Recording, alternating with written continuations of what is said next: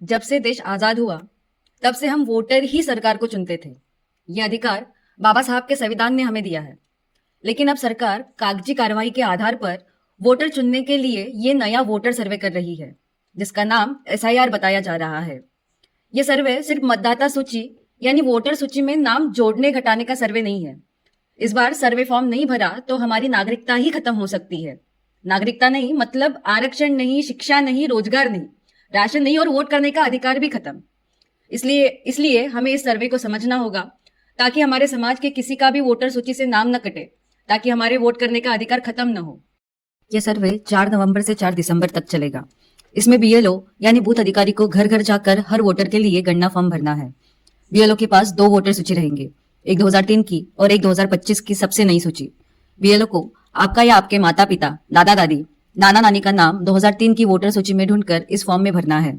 Form में उस voter का अगर आधार कार्ड है तो उसका नंबर भी लिखवाना होगा। अगर किसी वोटर का आधार न हो तो भी बीएलओ को उसका फॉर्म भरना है।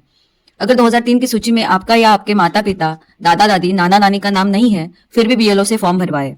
फॉर्म जमा करने के लिए आपसे कोई कागज नहीं मांगना चाहिए। आपको फोटो देना भी जरूरी नहीं है। फॉर्म जमा करने पर आपके फॉर्म पर बीएलओ को साइन करना होगा और फॉर्म की एक प्रति यानी फॉर्म की एक कॉपी बीएलओ आपको देगा। ये बहुत जरूरी है। यही आपकी रसीद है जो आगे की कार्रवाई में आपका सबूत बनेगी।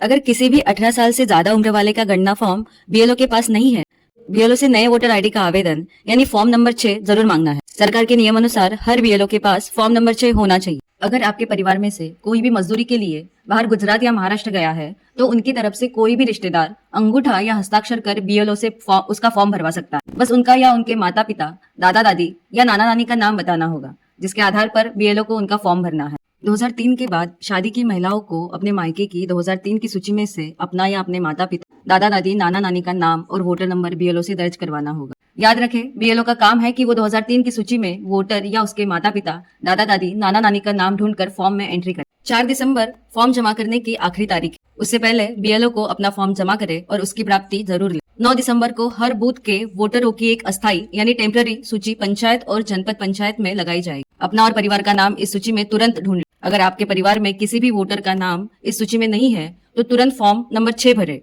और 31 जनवरी के पहले भरे। इसमें किसी भी तरह की दिक्कत आती है तो नीचे दिए हुए नंबर पर जागृत आदिवासी दलित संगठन के कार्यकर्ताओं से संपर्क करें। महिलाओं का नाम काटे जाने का सबसे बड़ा खतरा, इसलिए उनके लिए विशेष ध्यान दें। 2003 के बाद जिस भी महिला की शादी हुई या आप दूसरे गांव में चली गई हो तो अभी के बीएलओ को 2003 में आप जहाँ रहती थी वहाँ के बीएलओ से माता पिता या दादा दादी या नाना नानी की जानकारी लेनी होगी। अभी से ये जानकारी तैयार करें। गांव खाली है लेकिन मजदूरी में गए साथियों का नाम नहीं कटना चाहिए। मजदूरी करने लोग बाहर गए हैं और इसी समय सरकार वोटर सूची बना रही है। परिवार का कोई भी सदस्य बाहर हो तो भी उसका फॉर्म बीएलओ से जरूर भरवाओ। ये काम के लिए ज्यादा दिन नहीं बचे, इसलिए हमें आगे बढ़कर अपने लोगों का नाम वोटर सूची में से कटने से रोकना होगा। गाँव गाँव में हर फलीए में तैयारी करें। गाँव में युवा साथियों की टीम बनाए ताकि वो आपकी इस काम में मदद कर सके। इसमें किसी भी तरह की दिक्कत आती है तो नीचे दिए हुए नंबर पर जागृत आदिवासी दलित संगठन के कार्यकर्ताओं से संपर्क करें।